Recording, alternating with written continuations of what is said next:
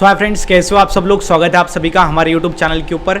और इस वीडियो के अंदर हम जानेंगे कि क्लास 12 एमएचटी सीईटी के लिए जो बायोलॉजी सब्जेक्ट आपके लिए बहुत ही ज़्यादा इंपॉर्टेंट है और उसकी आपकी जो बुक है क्लास 12 बायोलॉजी की, मैक्सिमम क्वेश्चन आपको उसके अंदर से ही आएंगे।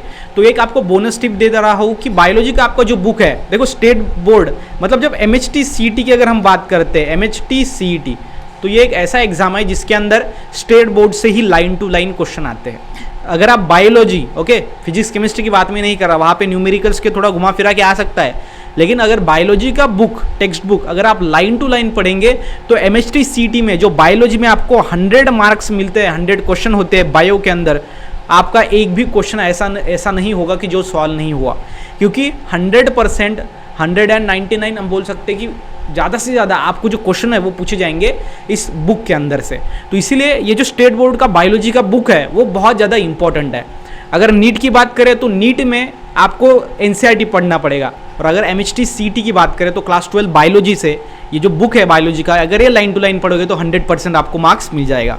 और आज के इस वीडियो में हम ये जानेंगे कि कौन से ऐसे टॉपिक्स है जो स्टूडेंट से छूट जाते हैं, वो आपके बुक में है लेकिन आप उसको पढ़ते नहीं है, उसको निगलेक्ट कर देते हो और उसी से ही क्वेश्चन आते हैं, जिससे बोल सकते हैं 10 से 15% क्वेश्चन उससे आते हैं। इसलिए जो इंपॉर्टेंट है वो हम आज की इस वीडियो में देखेंगे, और जो कंप्लीट आपकी जो 50 चैप्टर्स है आपको क्लास 12 बायो में, वो 50 चैप्टर के जो इंपॉर्टेंट सेक्शन है जो कि स्टूडेंट भूल जाते हैं, वो कैसे भूलते हैं मैं आपको आगे दिखाऊंगा, वो आप देखना और वीडियो को अंत तक देखना, ताकि जो भी इंपॉर्टेंट आप चीज़ें हैं क्लास 12 बायोलॉजी में जो एमएचटी सीईटी एग्जाम में पूछी जाएंगी वो आपके 100% क्लियर हो जाएगी, क्योंकि मैं यहाँ पे आपको वो बताऊंगा भी और पढ़ाऊंगा भी। तो चलिए without wasting your time let's start the video. और वीडियो स्टार्ट होने से पहले ये बता दूं कि अभी तक चैनल पे नए हो तो चैनल को सब्सक्राइब कर दो। बायो स्टडी विद निखिल नाम से टेलीग्राम ग्रुप है, और बायो स्टडी विद निखिल नाम से हमारा इंस्टाग्राम अकाउंट भी है जहाँ पे आप फॉलो कर सकते हो, दैट इज पेज है हमारा इंस्टाग्राम पेज। तो चलिए आगे बढ़ते हैं। तो देखो ये है आपका टेक्स्ट बुक, तो अभी हम यहाँ पे टेक्स्ट बुक पे है। सो ये है आपका सबसे पहला चैप्टर वाइज आपको दिया गया है, ये है चैप्टर 15 चैप्टर है, 15 चैप्टर आपको पढ़ने हैं। जी हाँ, तो यहाँ पे आप देख सकते हो सबसे पहले देखो ये वाला सेशन जो कि है कैन यू रिकॉल। ये जो आपको जो चार्ट्स दिए हैं एक बार पढ़ना है, इसके अंदर कितनी इंफॉर्मेशन है और मैक्सिमम क्वेश्चन पाए गए हैं कि इसके अंदर से आता है। जैसे कि यहाँ पे देखो the capacity to reproduce by the vegetative propagation. Vegetative propagation मतलब आपको पता है जिसमें रिप्रोडक्शन होता है बाय वेजिटेटिव पार्ट्स, मतलब प्लांट के सच एज लीव्स, रूट्स, उसकी स्टेम, वहाँ से क्या होता है रिप्रोडक्शन होता है, एक से न्यू स्पेसीज बनता है, एक से दो जो है वो प्लांट्स बनते हैं बिकॉज ऑफ वेजिटेटिव रिप्रोडक्शन, क्योंकि वेजिटेटिव पार्ट से वो रिप्रोडक्शन हो रहा है। तो यहाँ पे रूट का इस्तेमाल करके कौन कौन से प्लांट के अंदर होता है, तो वो है स्वीट पोटैटो, एस्परगिलस एंड डहीला। तो यहाँ पे क्या होता है डहलिया। तो यहाँ पे ये जो वेजिटेटिव रिप्रोडक्शन है वो रूट के इस्तेमाल से होता है, मतलब रूट क्या करेंगे हम काटेंगे, सॉइल के अंदर लगा देंगे, न्यू प्लांट बन जाएगा। अगर लीफ काट के न्यू प्लांट बनाना हो तो क्या होगा ब्रायोफाइलम का लीफ, उसके बाद कोलेंशियो एंड बिगोनिया। तो यहाँ पे आपको सीधा उसके एग्जाम्पल दिए गए हैं। आपको सीईटी में ऐसा क्वेश्चन पूछा जाएगा विच of the following is not reproduce by the leaf, तो आपको यहाँ पे 3 दिए जाएंगे ये, और एक आपको ऑप्शन होगा वो डहलिया देंगे, तो आपका डहलिया आंसर आना चाहिए। उसके बाद स्टेम से रिप्रोडक्शन देखो वो है टर्मेरिक, जिसको हम राइजोम कहते हैं। उसके बाद ट्यूबर दैट इज पोटैटो के अंदर, और बल्ब्स ओनियन के अंदर। और उसके बाद how does vegetative propagation occurs in the nature के अंदर वेजिटेटिव प्रोपेगेशन कैसा होता है कि नेचुरली होता है, प्लांट का पार्ट जो है वो लीव्स कट जाता है, ब्रेक हो जाता है, वो सॉइल पे गिरता है, जो नया प्लांट हो तैयार हो जाता है। यहाँ पे आपको एग्जाम्पल्स भी दिए गए हैं कि रूट से वेजिटेटिव रिप्रोडक्शन कौन से प्लांट्स के अंदर होता है, लीफ से कौन से प्लांट्स के अंदर होता है, स्टेम से, और ये आपको बताया गया है। ये है कैन यू रिकॉल वाला सेशन। अभी आगे बढ़ते हैं और मैं आपको बताऊँ, आप ये पढ़ते नहीं है, ये can you recall, always remember, ये वाला सेक्शन आप पढ़ते नहीं है। उसके बाद ये देखो ऑलवेज रिमेंबर, ये आपको बताया गया है कि diploid sporophyte is the predominant plant body in the angiosperm. Angiosperm के अंदर प्रीडोमिनेंट प्लांट बॉडी कौन सी है, तो वो है डिप्लॉयड स्पोरोफाइट। डिप्लॉयड मतलब 2 set of chromosome. So diploid sporophyte ये एंजियोस्पर्म के अंदर प्रीडोमिनेंट बॉडी होती है, तो आपको ये क्वेश्चन आ सकता है। उसके बाद where meiosis takes place produce haploid spore, जहाँ पे मियोसिस होता है, हेप्लॉइड स्पोर प्रोड्यूस होते हैं from the gametophyte and the gametophytes are considerably reduced and develop within the flower and they are produced gamete. उसके बाद वो gamete produce करते हैं। लेकिन जो पहली लाइन है वो इंपॉर्टेंट है, जो कि है diploid sporophyte is the predominant plant body in the all angiosperm. Angiosperm के अंदर diploid sporophyte is the predominant plant body. Okay, देख सकते हो आप कितना इंपॉर्टेंट है। उसके बाद आगे देखेंगे, पूरा आपको एक्सप्लेन करूंगा, वीडियो को लास्ट तक देखना। ओके, उसके बाद ये देखो, ऑलवेज रिमेंबर, यहाँ पे आपको एक प्रोसेस बताया है, वो है पोलन वायबिलिटी का। पोलन वायबिलिटी क्या है? It is the functional ability of pollen grain to germinate develop male gametophyte. तो पोलन ग्रेन आपको पता है, पोलन ग्रेन तो वो क्या करते हैं, मेल गैमेटोफाइट को जर्मिनेट करते हैं। लेकिन वायबिलिटी मतलब क्या कि कितने समय तक वो एक्टिव रहता है, वो होता है पोलन वायबिलिटी, मतलब फंक्शनल एबिलिटी उसकी। अगर वो उसका अगर एक टाइम पीरियड है 2 दिन तक, वो क्या है, ये जो है वो एक्टिव रहेगा पोलन ग्रेन, तो 2 दिन ये क्या होगी, उसकी पोलन वायबिलिटी होगी। सो depend upon the environmental condition भी के ऊपर वो डिपेंड होता है कि टेम्परेचर अगर ज़्यादा है तो वो पोलन ग्रेन ज़्यादा दिन तक या फिर ज़्यादा समय तक वो जिंदा नहीं रहेगा, वो डिस्ट्रॉय हो जाएगा। That is the pollen viability. तो देखो, it is 30 minute in rice. Rice के अंदर मतलब राइस का जो पोलन ग्रेन है वो 30 मिनट तक एक्टिव होता है, मतलब वायबल होता है। That is pollen viability. आपको क्वेश्चन पूछा जा सकता है कि राइस के अंदर पोलन वायबिलिटी कितने मिनट तक होती है, तो आपका आंसर होगा 30 मिनट। MST CT के अंदर डेफिनेटली पूछेंगे। उसके बाद वीट के अंदर भी ये ऐसा होता है, but in some members of the family Solanaceae, Rosaceae and Leguminosae. Solanaceae कौन सी फैमिली? इसके अंदर पोटैटो आता है। ओके, लेग्यूमिनेसी के अंदर आपका पी आता है, जिसके अंदर लेग्यूम आते हैं, लेग्यूम। ओके, बोल सकते हैं पी मतलब वटाना हम जिसको कहते हैं, garden pea plant. Okay, and last even for month, मतलब पोलन ग्रेन जो है वो कई महीनों तक जो है वो एक्टिव रहता है। मतलब पोलन वायबिलिटी ज़्यादा से ज़्यादा बहुत भी हो सकती है, मतलब 6 महीने हमको यहाँ पे बताया गया है, कम से कम 40 मिनट। तो ये आप देख सकते हो यहाँ पे। तो ये इतना आपको नॉलेजेबल, ये ऑलवेज रिमेंबर और डू यू नो वाला सेक्शन है, ये स्टूडेंट नहीं करते हैं और जहाँ से ही क्वेश्चन आते हैं। उसके बाद आगे देखेंगे, ये चैप्टर फर्स्ट वाला हम देख रहे हैं। उसके बाद देखो, ये चायोस्मोगैमस बोल रहा है। चायोस्मोगैमस या फिर चायोस्मोगैमी क्या है कि when a flower open to expose its sex organ, जो फ्लावर है वो ओपन होता है, उसके पेटल्स खुल जाते हैं और उसके अंदर के जो male gamete and female gametophytes है, ऑर्गन है, male gametophyte and female gametophyte, वो ओपन होते हैं। तो वो क्या कर रहा है, फ्लावर उसको ओपन करने के लिए खुल रहा है, उसको ये हम चास्मोगैमस कहते हैं, चास्मोगैमस फ्लावर। समझ में आ गया? तो ये इतना इंपॉर्टेंट है। उसके बाद होमोगैमी है। होमोगैमी क्या है? When anther and the stigma of the same flower become mature at the same time. जब एंथर और स्टिग्मा, एंथर है मेल, आपको पता है गैमेटोफाइट का पार्ट, और स्टिग्मा फीमेल गैमेटोफाइट का पार्ट, दोनों जब सेम टाइम के अंदर मैच्योर होंगे तो उसको हम कहते हैं होमोगैमी। उसको क्या कहते हैं? होमोगैमी। आपको ऑप्शन में पूछा जाएगा, MST CT के अंदर सवाल होगा कैसा, when anther and stigma of the flower become mature at the same time is known as, आपको ऑप्शन में होगा homogamy, chasmogamy, cleistogamy and none of this. तो आपका आंसर आना चाहिए होमोगैमी। तो ऐसे क्वेश्चन पूछते हैं। उसके बाद क्लिस्टोगैमी भी है। क्लिस्टोगैमी में क्या होता है कि यहाँ पे जो फ्लावर है ना वो क्लोज होता है। क्लोज मतलब क्या कि फ्लावर के अंदर आपको पता है यहाँ पे ऐसे क्या होता है, ऑर्गन्स होते हैं, गैमेटोफाइट होता है, तो ये फ्लावर है ना वो कंप्लीटली क्लोज होता है। तो बाहर से पोलन ग्रेन इसके अंदर आ नहीं सकते क्योंकि ये क्लोज फ्लावर है। मतलब इसके अंदर 100% क्या होगा, self pollination. Okay, cross pollination नहीं होगा क्योंकि बाहर से पोलन ग्रेन आने की चांसेस ही नहीं है। तो खुद के खुद वो क्या होगा, पोलिनेशन होगा, मतलब सेल्फ पोलिनेशन। और ये फ्लावर कैसा होगा, क्लोज होगा, जिसको हम क्लिस्टोगैमी कहते हैं। क्या कहते हैं? क्लिस्टोगैमी। ओके, इसके किसके अंदर दिखता है? देखो, कैमेलिना बेंगेलेंसिस। ओके, कैमेलिना बेंगेलेंसिस इसके अंदर ये होता है, जिसको हम मराठी में वड का प्लांट बोलते हैं। ओके, वडाचं झाड आपण ज्याला म्हणतो। तो उसके अंदर क्या होता है कि वो क्लोज होता है। ओके, अंदर फ्लावर होता है, एक सीड है उसके अंदर फ्लावर होता है और अंदर ही पोलिनेशन होता है। That is cleistogamy.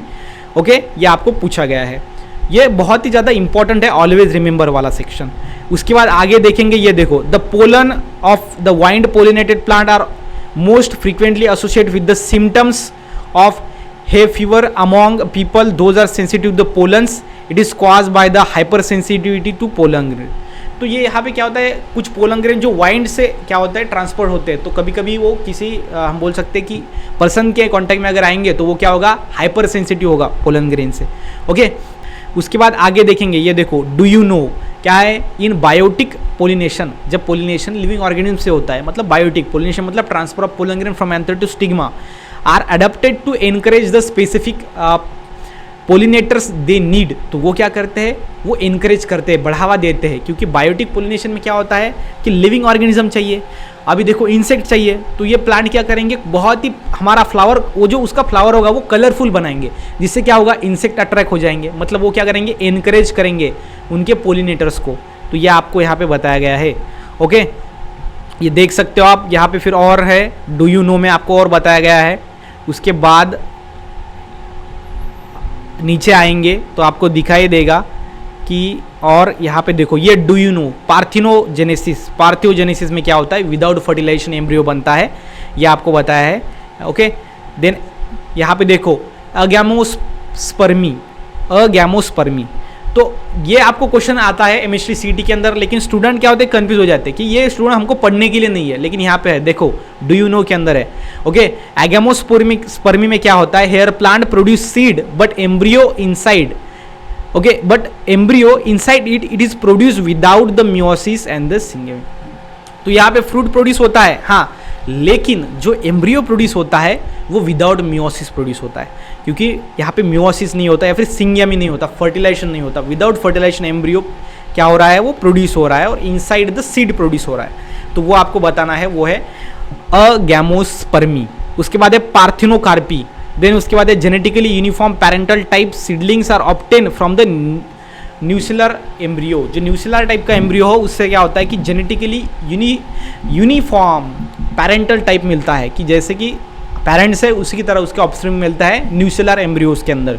ओके, तो ये हो गया आपका पहला चैप्टर का ऑलवेज रिमेंबर या फिर डू यू नो का सेक्शन, जहाँ से 100% आपको क्वेश्चन आएंगे।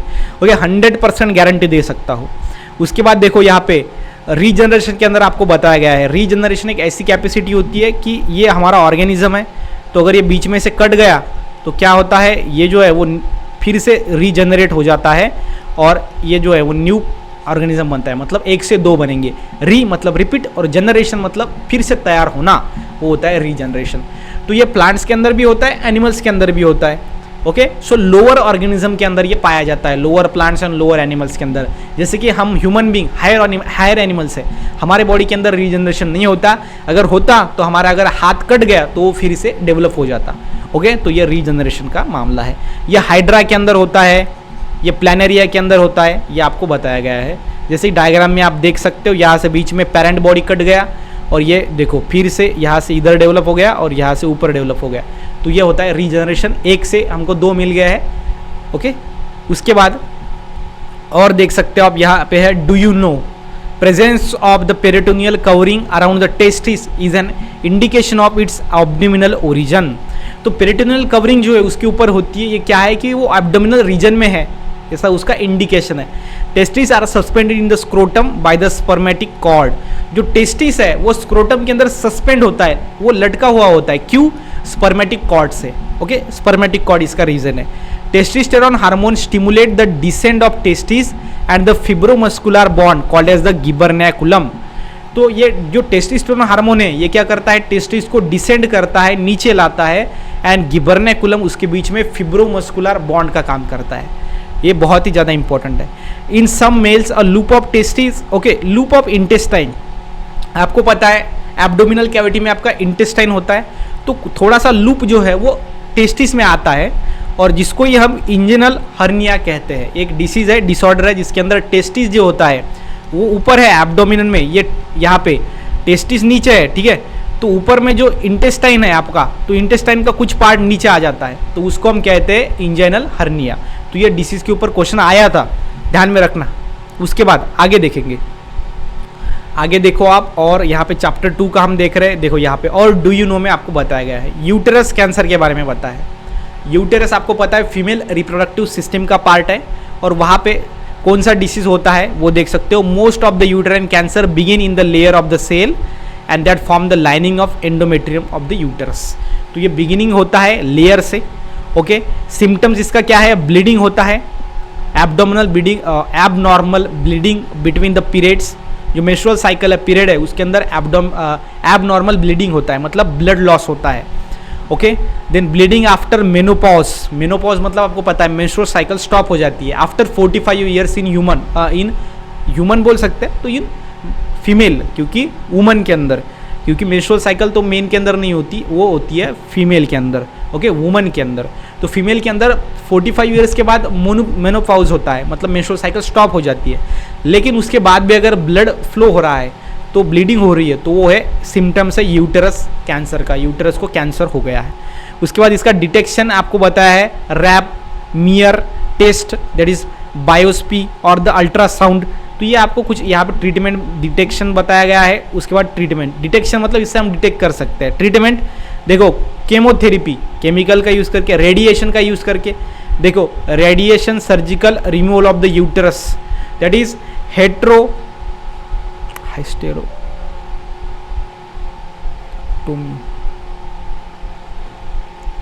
उसको हम क्या कहते हैं, हाइस्टेरेक्टोमी।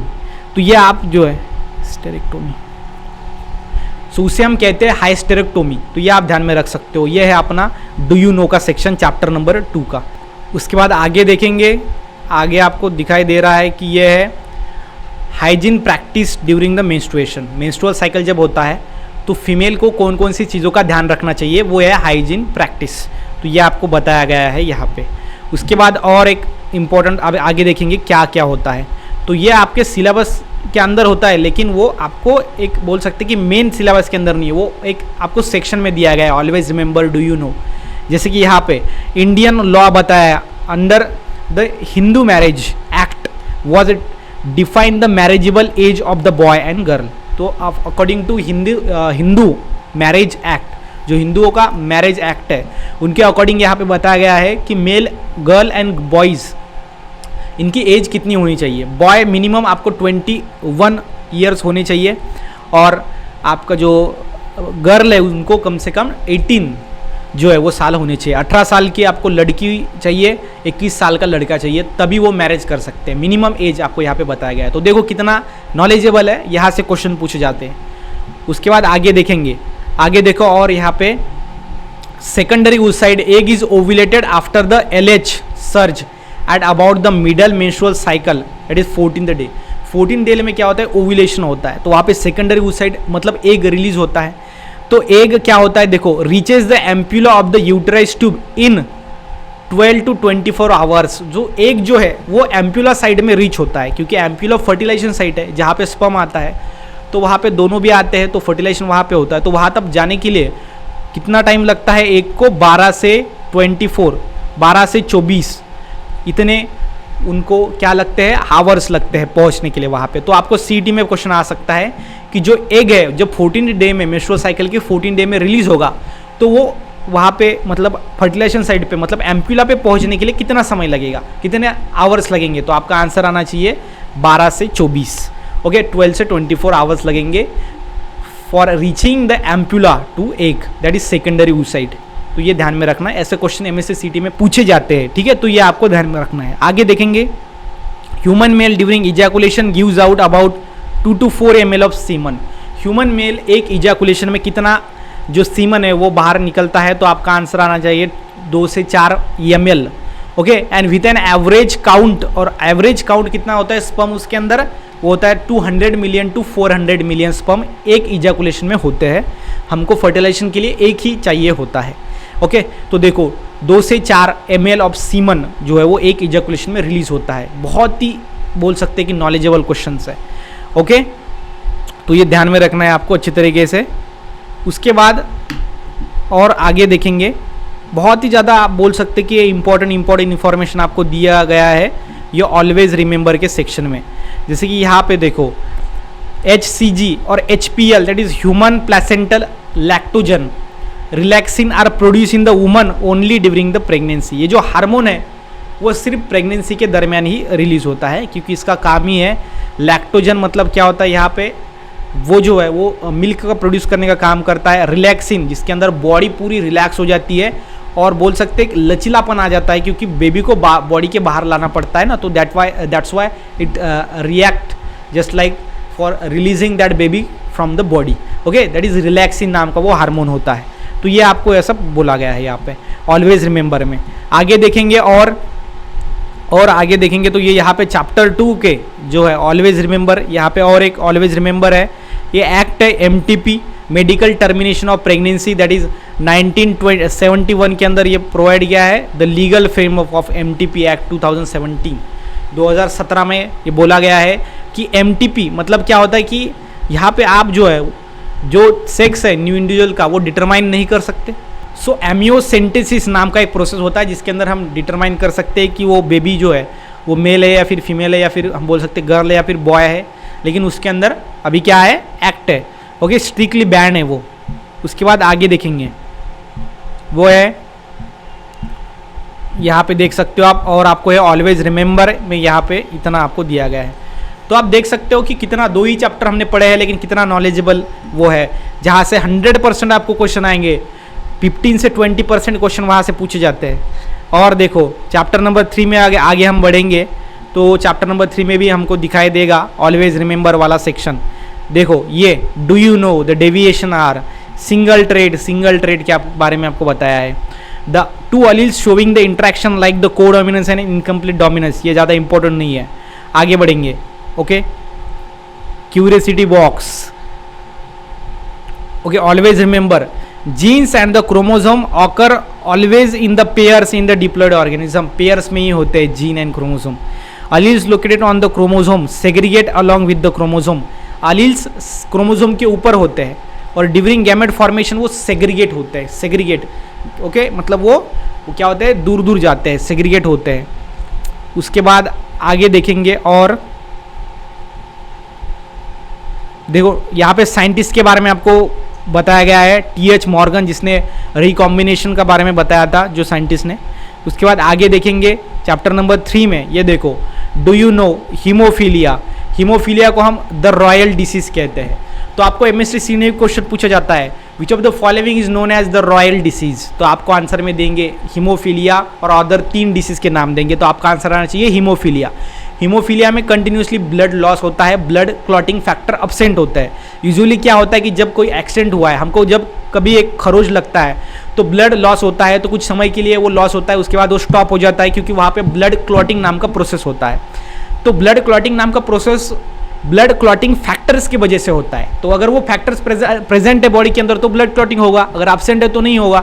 तो ये हीमोफीलिया डिसीज के अंदर वो ब्लड क्लॉटिंग फैक्टर एब्सेंट होते हैं, जिससे कि ब्लड कंटिन्यूसली फ्लो होता है, इसलिए हम इसको हीमोफीलिया कहते हैं। हीम मतलब ब्लड और फीलिया मतलब कंटिन्यूसली फ्लो होता है। इसको हम ब्लीडर डिसीज भी कहते हैं। और इसको रॉयल डिसीज क्यों कहते हैं, क्योंकि जो विक्टोरिया है, आपको पता है इंग्लैंड की जो रानी है, क्वीन है विक्टोरिया, उनको ये डिसीज था। ओके, और उनको 9 चिल्ड्रंस हुए थे, उनमें से 3 चिल्ड्रंस को ये ट्रेड था, ये डिसीज था। तो इसलिए ये रॉयल फैमिलीज को ये डिसीज हुआ था, इसलिए इसको द रॉयल डिसीज हम कहते हैं। ओके, उसके बाद आगे देखो, आगे ऑलवेज रिमेंबर और डू यू नो में बस इतना ही। चैप्टर नंबर 3 में कम दिया गया है आपको। चैप्टर नंबर 4, यहाँ पे चैप्टर नंबर 4 के अंदर आपको बहुत ही कम है। देखो यहाँ पे डू यू नो है, many viruses contain RNA as a genetic material and replicate by the synthesis first the DNA and then from mRNA. Types of RNA and process of transcription, ये आपको कुछ बताया गया है, यहाँ पे देख सकते हो आप पूरा इंफॉर्मेशन।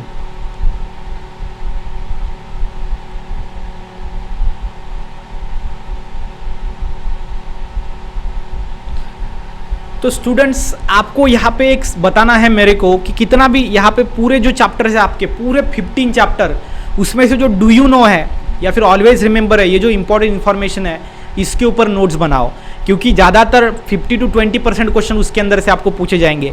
बाद में मत पछताना, क्योंकि जब आपका पेपर होगा बायोलॉजी का, एमएसटी का, तब आपको पता चलेगा कि सर ने कहा था यहाँ से आ गया, 100% आ गया।